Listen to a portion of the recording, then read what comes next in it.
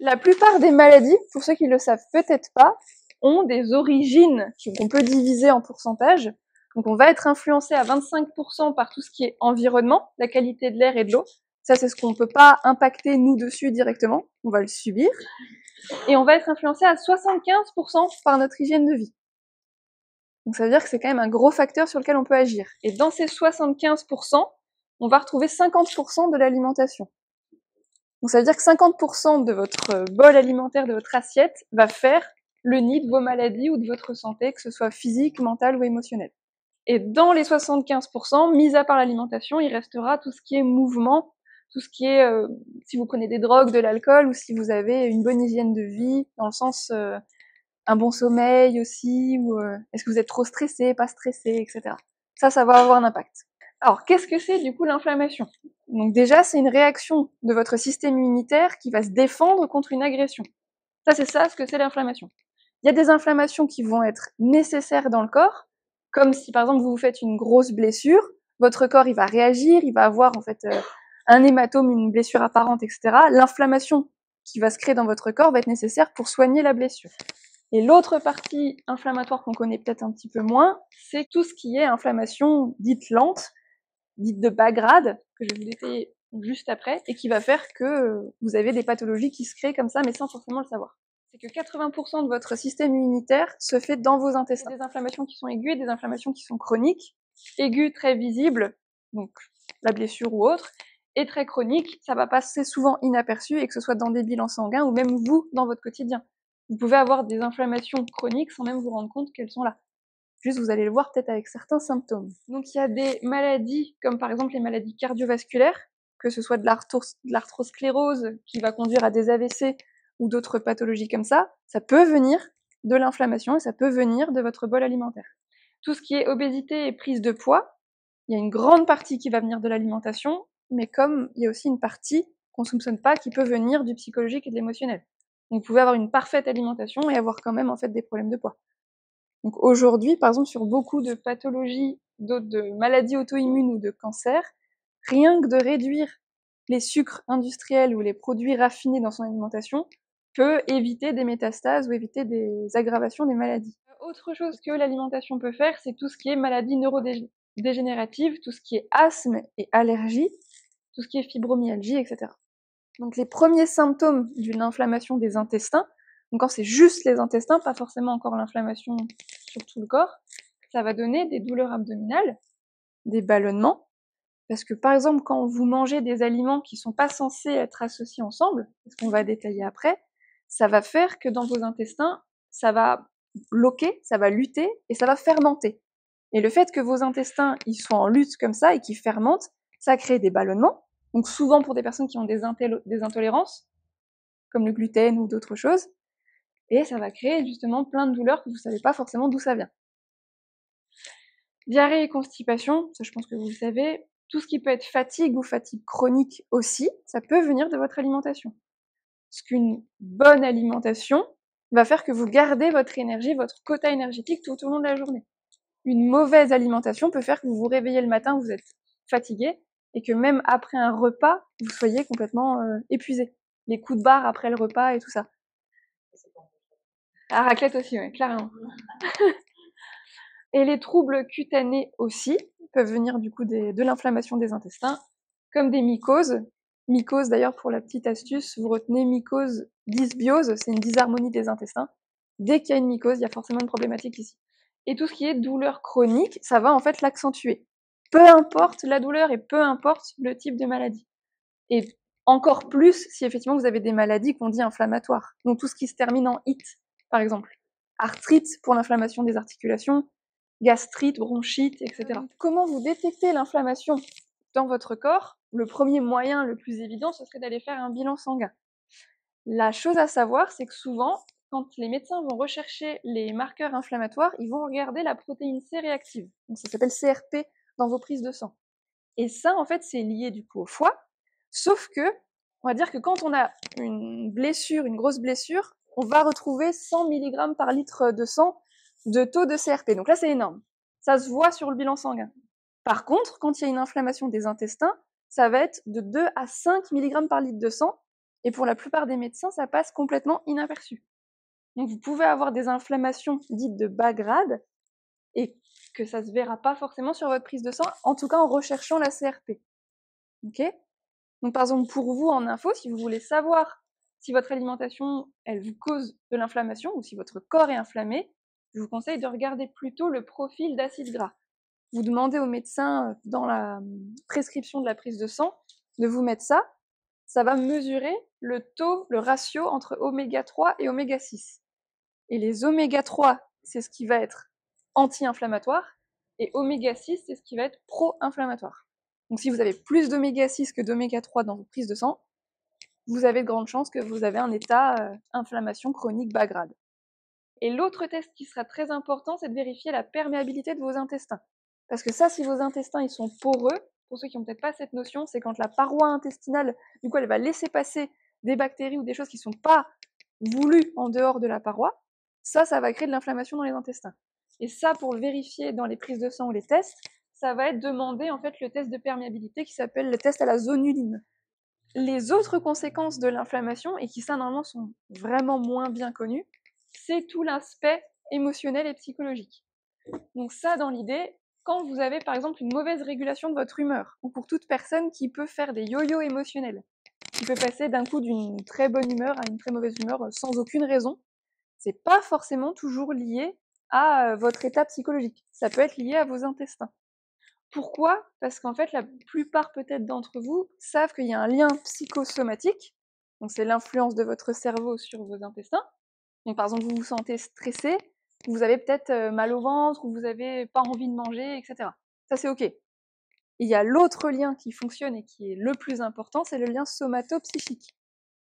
Et lui, c'est ce qui va faire que vos intestins, selon l'état dans lequel ils sont, ils vont dire à votre cerveau « Ah, moi ça va pas là ». Par exemple, vous mangez pas forcément ce qu'il faut, donc toujours pas équilibré, toujours pro-inflammatoire, tout ce qu'on va détailler après. Vos intestins, ils vont passer par le nerf vague, c'est lui qui va donner l'information entre vos intestins à votre cerveau. C'est le plus grand nerf du corps qui longe toute la colonne et qui revient au cerveau. Et le message entre ce nerf du cerveau et du ventre, c'est à 90% du bas vers le haut. Donc ça veut dire que 10% du cerveau vers le bas. Donc toujours par exemple, vous avez mangé quelque chose qui est plutôt lourd, qui est plutôt inflammatoire, etc. Et vous avez un sentiment en fait de dépression ou pour aller plus loin que de la fatigue, etc. C'est peut-être vos intestins qui sont en train de dire à votre cerveau « Moi je suis en PLS, en fait là ça va pas du tout, faut qu'on fasse quelque chose ». Vous avez déjà eu ça ou pas? Des moments de gros changements émotionnels d'un coup? Qui oui? Normalement c'est la plupart des gens. Ok. Il y en a qui sont honnêtes. Tout ce qui est stress, anxiété aussi, parce que l'inverse, on va dire, de tout ce qui est dépression, stress et anxiété, ça va être tout ce qui est joie, bonheur, sentiment de paix, etc. Ça, dans notre corps, c'est un neurotransmetteur. C'est la sérotonine, qui est l'hormone du bonheur. Ok? Cette sérotonine, elle est fabriquée où? Dans les intestins, et à 90% dans les intestins. Okay. Autre chose, par exemple, si vous avez, avant de manger, des colères ou de l'irritabilité qui vient d'un coup, ça vous est déjà arrivé ça? Non? Ok, des changements d'humeur juste avant de manger, personne? Ah oui, levez la main. Pas beaucoup, hein? Ça, c'est la gréline. C'est aussi un autre neurotransmetteur dans le corps. Ok? Et le fait d'être en forme dès le matin, ça va être la dopamine, fabriquée à 50% dans les intestins. Autre chose que vous savez peut-être pas et qui est important, c'est qu'on n'a pas qu'un système nerveux central. On entend beaucoup parler du cerveau et de la moelle épinière en tant que système nerveux, mais on a aussi un système nerveux cardiaque qui lui est autonome.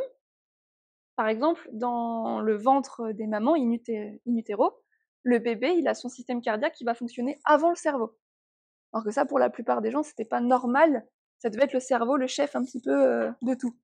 Ben non, c'est le cardiaque. Et le troisième système nerveux de votre corps, c'est l'entérique. Donc c'est celui qui est dans les intestins. Et lui, il a juste 400 à 600 millions de neurorécepteurs au niveau des intestins. Et c'est pour ça qu'on appelle ça le deuxième cerveau. Finalement, votre mental, vous allez beaucoup le gérer avec votre bol alimentaire. Dans les grosses parties, et après on va voir les détails, tout ce qui va être inflammatoire, ça va être tout ce qui est produit raffiné déminéralisant. Donc ça, je vais vous le détailler, mais pour que vous ayez une idée de ce que c'est tout ce qui est, par exemple, pâte blanche, riz blanc, sauf le riz basmati. En fait, ils sont polis et ils sont enlevés complètement tout ce qui est fibres et tout ce qui est minéraux. Donc on appelle ça déminéralisé. Ok? C'est aussi pour ça que c'est inflammatoire et que c'est pas bon dans l'organisme. Mais pour l'instant, notez rien, je vais vous les faire en détail. Tout ce qui va être un indice glycémique élevé sera inflammatoire. Donc ça, c'est ce que vous voyez sur les petits paquets des aliments quand vous allez dans les supermarchés. Vous voyez qu'il y a des notations de A, B, C, D, E. Vous avez déjà fait gaffe à ça? Oui. Oui, ça c'est l'indice glycémique et du coup forcément, tout ce qui va être à partir de C, ce sera pas terrible. Tout ce qui est toxique, donc à la fois tout ce qui est contenant en plastique, on le sait pas forcément, mais tout ce qui est bouteilles en plastique, etc., même les bouteilles d'eau, ça va dégager des phtalates, qui sont des toxines, du coup, qui vont venir pourrir notre corps. Parce que dès qu'il y a une variation de température avec les bouteilles en plastique, donc juste le fait de mettre votre bouteille, par exemple, dans le frigo, comme beaucoup de personnes font, et de la sortir, variation de température, les phtalates du plastique vont venir de se dégager dans l'eau. Et ça marche pour tout contenant en plastique à partir du moment où il y a un petit changement de température ou juste une exposition au soleil. Donc savoir que vous avez des toxiques à peu près partout quand même. Tout ce qui est aussi qualité des aliments, parce qu'il y a forcément des aliments plus toxiques que d'autres, on va le voir encore plus après, et tout ce qui est manque de fibres, ça va faire aussi, si vous ne mangez pas suffisamment de légumes ou de fruits, vous allez avoir des irritations des intestins, et donc ça va créer de l'inflammation par manque. Donc si vous n'en mangez pas suffisamment, même si vous avez derrière une alimentation qui n'est pas trop inflammatoire, vous allez créer une inflammation juste par manque de fibres dans l'organisme. Et tout ce qui est aliments ultra transformés, on va détailler. Tout ce qui est boisson sucrée, tout ce qui est soda, tout ce qui est boisson énergisante, tout ce qui est sirop, tout ce qui est Iced Tea, Oasis, Sprite, Coca, même si vous ne les avez pas notés, vous les rajoutez du coup à ce moment-là si vous les avez oubliés dans votre semaine d'alimentation. Tout ce qui est confiserie. Et tout ce qui est aussi produit fait maison, c'est-à-dire tout ce qui est brioche, tout ça aussi. Ouais. À partir du moment où tu utilises du sucre blanc, oui. Confiture aussi, même maison. Ouais. Oui.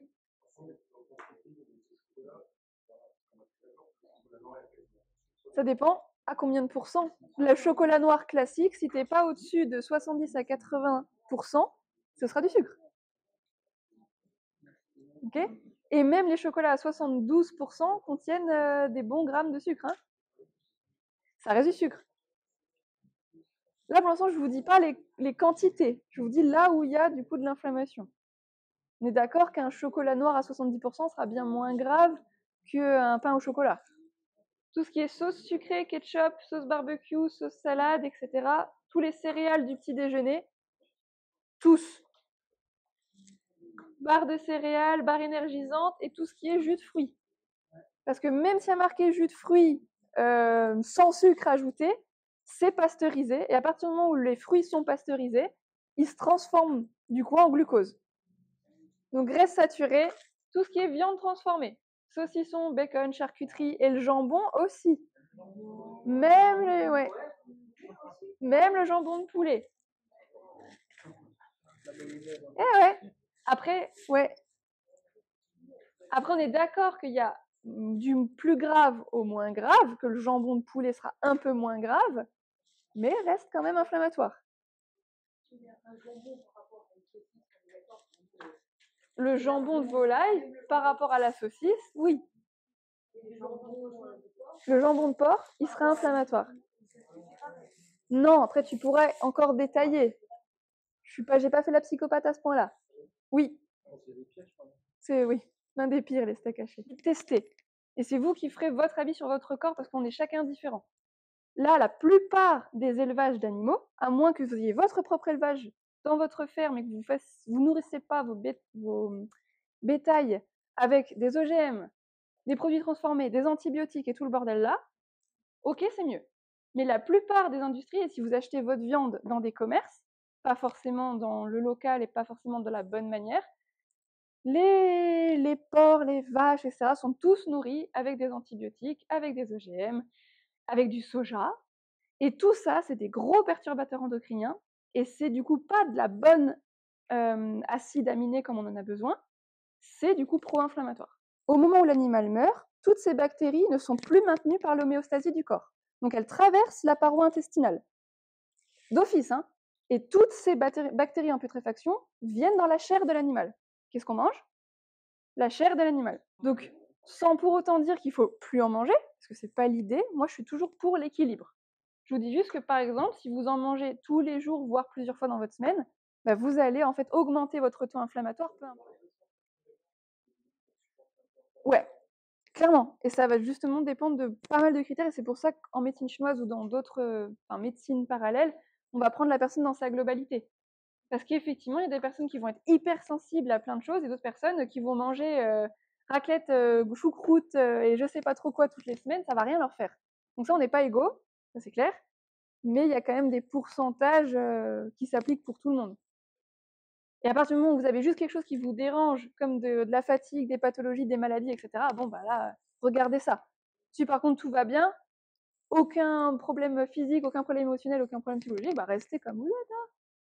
À moins que vous êtes effectivement très jeune et que ça va se déclencher plus tard, mais sinon là, voilà, changez rien si vous êtes au top.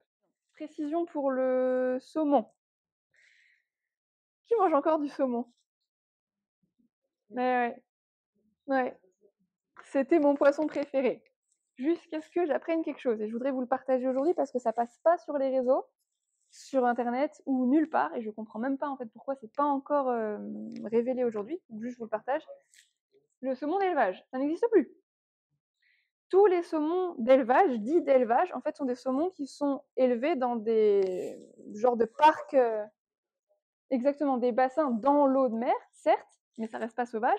Et dans ces mêmes bassins, ils vont garder les poissons, les saumons qui sont morts, avec les saumons qu'ils vont garder pour vendre dans les supermarchés. Et aujourd'hui, en fait, tous les saumons d'élevage ont des tuméfactions et des malformations au point que les éleveurs sont obligés de couper des bouts des saumons, recoller des peaux d'autres saumons pour faire croire qu'ils sont en bonne santé, qu'ils les colorent avec des colorants parce qu'ils n'ont plus du tout la couleur orange rosé comme avant, et ils ont un taux d'oméga 6 qui dépasse le taux d'oméga 3, alors qu'avant les saumons ils étaient super bons pour la santé. Mais vraiment. Ouais, et ils sont modifiés génétiquement. Et là, je vous ai mis encore des détails que j'ai pu trouver dessus. Tout ce qui est fromage gras, crème, beurre, laitier, etc. Oui, tous les fromages de vache principalement. Tu vois qu'effectivement, il n'y a pas marqué brebis ou chèvre. Même si la brebis et chèvre reste inflammatoire, mais beaucoup moins que les fromages de vache. Donc il y a aussi forcément tout ce qui est graisse saturée. Ça, je pense que vous le saviez.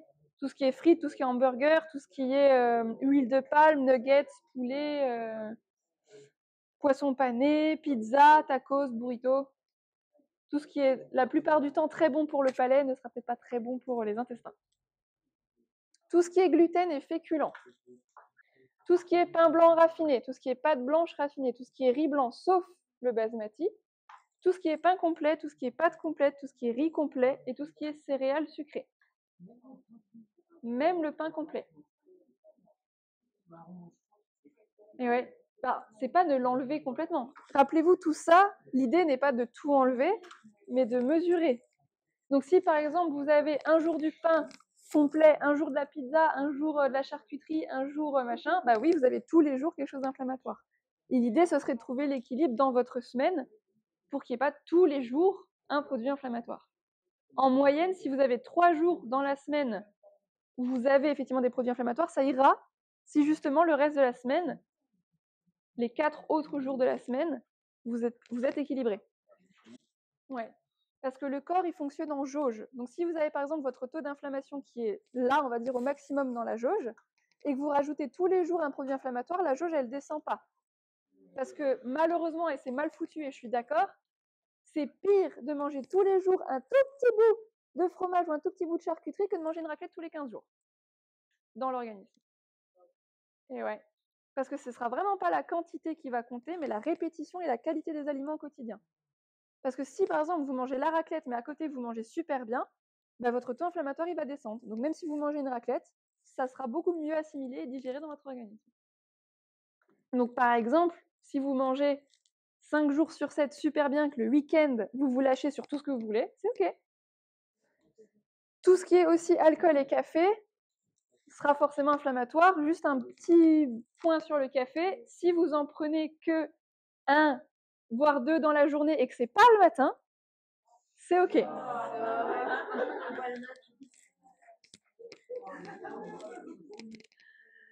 Je sais. Mais pourquoi pas le matin? C'est surtout parce que le matin au réveil, vous avez la pique de dopamine, donc qui va faire votre énergie de la journée, qui va venir comme ça progressivement. Ok? Si vous prenez le café le matin, donc avant, on va dire au moins dans les 1 heure à 2 heures de réveil, ce qui est quand même la plupart des gens, hein, vous allez prendre ça, ça va couper votre montée de dopamine. Donc vous allez casser les bons rythmes du coup des sécrétions dans votre corps et vous allez vous rajouter de la fatigue. Et vous commencez par l'inflammatoire. Alors que si vous vous buvez votre café juste après le repas du midi, c'est ok. C'est négociable. En fait, tout est négociable à partir du moment où c'est équilibré. Moi, je vous dirais jamais, ça c'est interdit, ça c'est hors de question, c'est juste une question d'équilibre. Retenez aussi cette idée, c'est que c'est Hippocrate qui a dit ça, donc c'est que laissez la nourriture être votre médicament et le médicament votre nourriture. N'oubliez pas que votre nourriture, c'est votre premier médicament. Et tout ce que vous réglez en préventif et en amont va faire que vous éliminez et vous potentialisez votre organisme pour tout le reste de votre vie.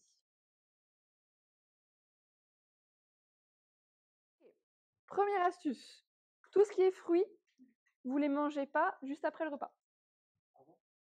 Soit 30 minutes avant, soit espacer des repas. Pourquoi? Parce que quand vous mangez votre repas, votre bol alimentaire va être avec un pH qui va devenir plus acide. Et les fruits, en fait, ils sont pas digérés par l'estomac. Les fruits, ils passent l'estomac, ils sont directement dans les intestins. Ce qui fait que quand vous mangez le fruit juste après le repas, donc vous avez votre repas qui tasse, bol alimentaire super acide, le fruit qui rentre, il tombe dedans, et le temps que vous digérez tout le reste, le fruit qui lui normalement se digère beaucoup plus vite, va pas se digérer, va fermenter, et va se transformer au lieu du fructose, donc du bon sucre des fruits et des bonnes vitamines et des bons minéraux, en glucose. Donc la plupart des gens croient faire bien en mangeant le fruit après le repas, et malheureusement non.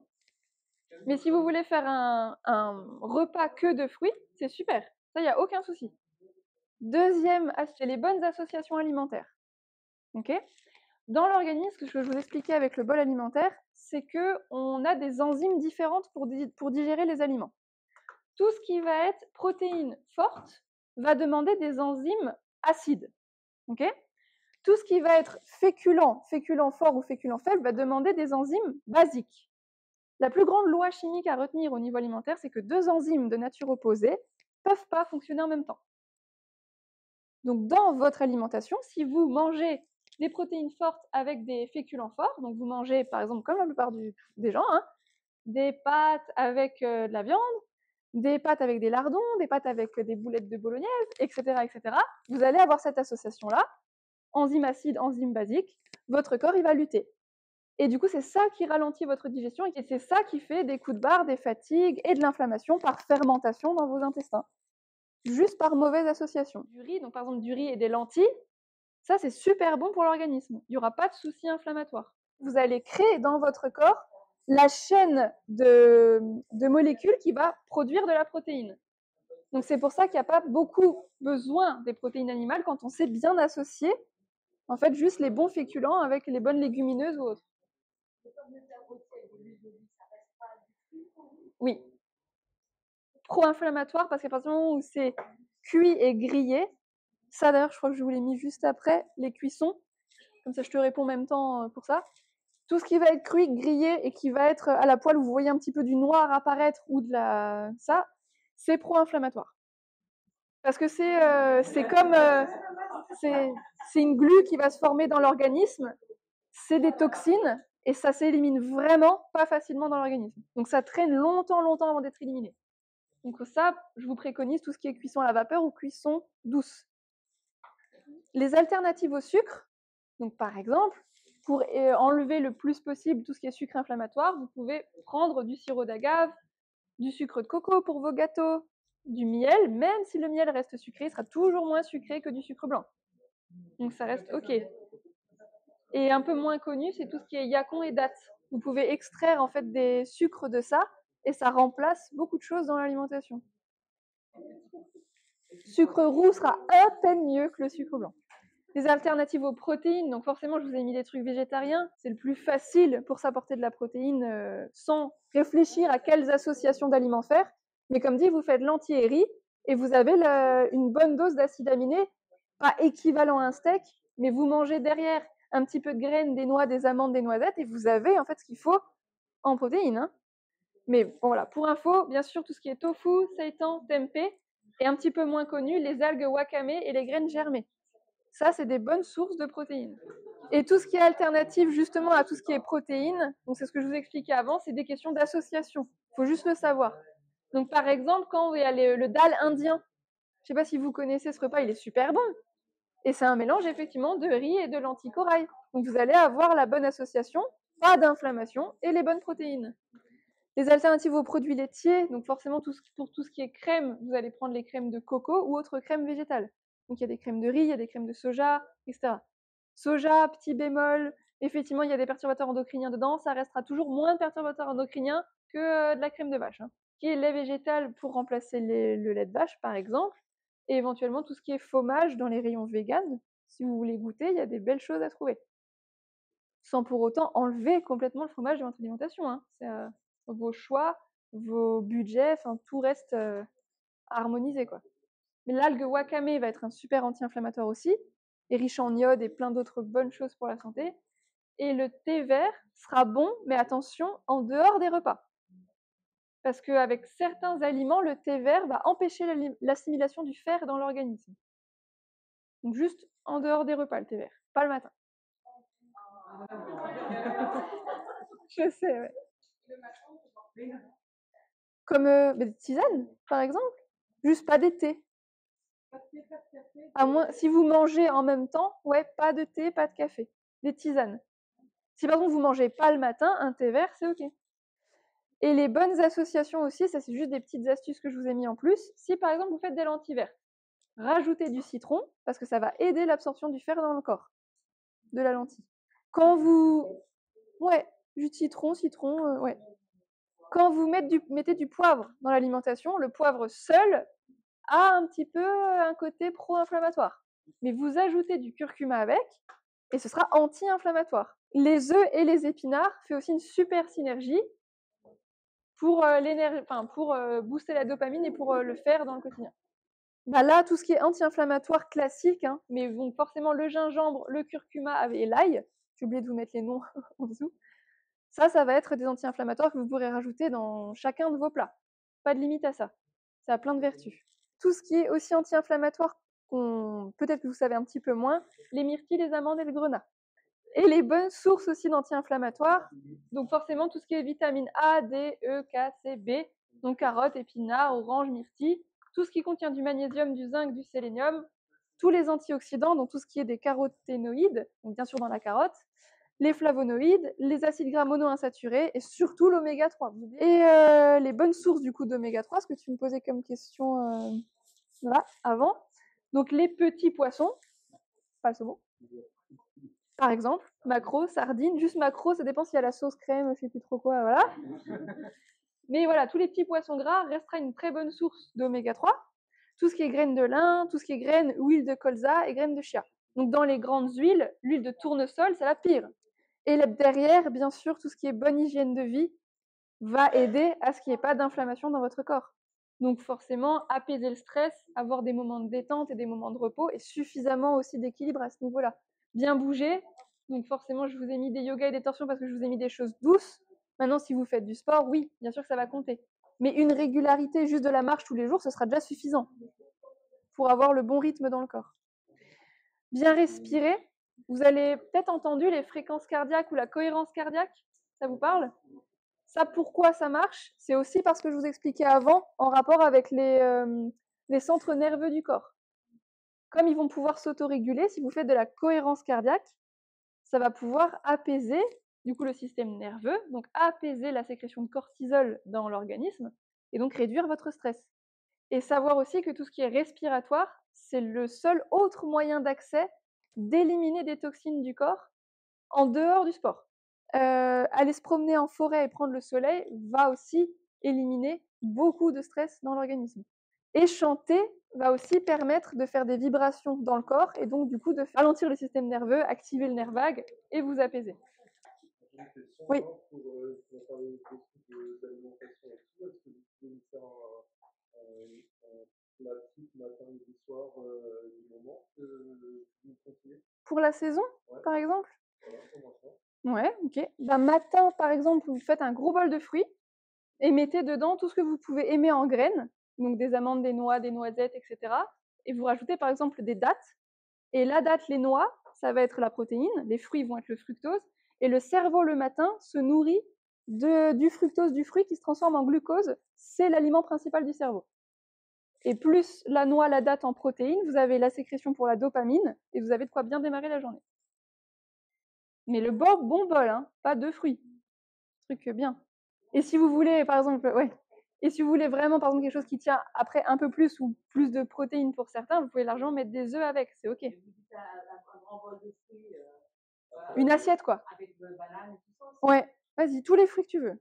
Le midi, par exemple, moi je préfère manger des protéines avec les légumes le midi et manger des féculents avec les légumes le soir. La base, ce serait normalement toujours d'avoir des légumes dans son alimentation. Et les protéines le midi, vous allez beaucoup plus les éliminer dans votre journée, donc les utiliser, que le soir. Alors que les féculents, le soir, ça va permettre d'avoir en fait les sucres lents, entre guillemets, pour tenir pour la nuit. Donc par exemple, le midi, sans pour autant donner des détails, vous pouvez manger légumes et protéines. Donc par exemple, ben, pour ceux qui mangent de la viande, de la viande, hein, mais sinon des œufs avec des épinards, justement, dans la bonne association. Et le soir, du coup, par exemple, ça pourrait être du quinoa et des haricots rouges, du brocoli, des petits pois, des légumes avec un féculent. Ben, merci à vous, du coup, pour votre attention. Et bon test chez vous de certaines choses apprises aujourd'hui, j'espère.